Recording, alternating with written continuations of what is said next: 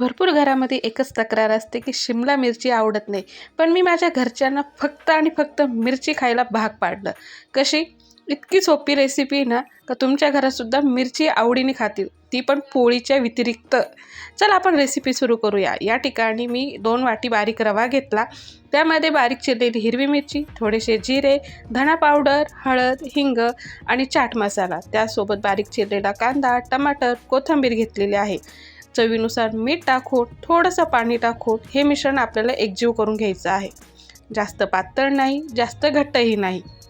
भरपूर वेळेस काय होतं का शिमला मिरची आणली की त्याची वेगवेगळ्या पद्धतीची आपण भाजी करतोच, तरी ही भाजी म्हटल्यानंतर सगळेच जण नाक मोडतात. आता या पद्धतीने मी रवा एकजीव करून घेतला आणि त्यामध्ये इनोची अर्धी पुडी सोडलेली आहे. थोडंसं पाणी टाकून ते ॲक्टिव्ह करून घ्यायचं आहे. 5-10 मिनटं मिश्रण बाजूला ठेवून द्यायचं. त्यानंतर हे मिश्रण या पद्धतीने आपलं तयार झालेलं आहे.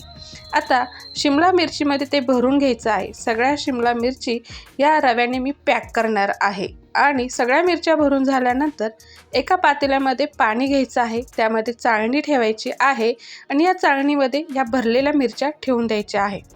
10-15 मिनटं चांगल्यापैकी वाफवून द्यायच्या आहे. आपल्या मिरच्या छान वाफवून झालेल्या आहे, त्या बाहेर काढून घ्यायच्या आणि थोड्याशा तेलामध्ये 1-2 करून अशा परतून घ्यायच्या आहे. त्या तळल्या जाणार नाही, कारण त्याच्यात ओलावा असतो, तर त्यामुळं तेल थोडं टाकून त्याच्या परतून घ्यायचे आहे. बस आपली शिमला मिरची तयार झालेली आहे. जर तुम्हाला आवडत असेल तर यावरती चीज आणि सॉस टाकून तुम्ही नुसती ही शिमला मिरची खाऊ शकतात. कशी वाटली रेसिपी? घरात नक्की एकदा सगळ्यांना मिरची खायला भाग पाडा. रेसिपी आवडल्यास लाईक करा.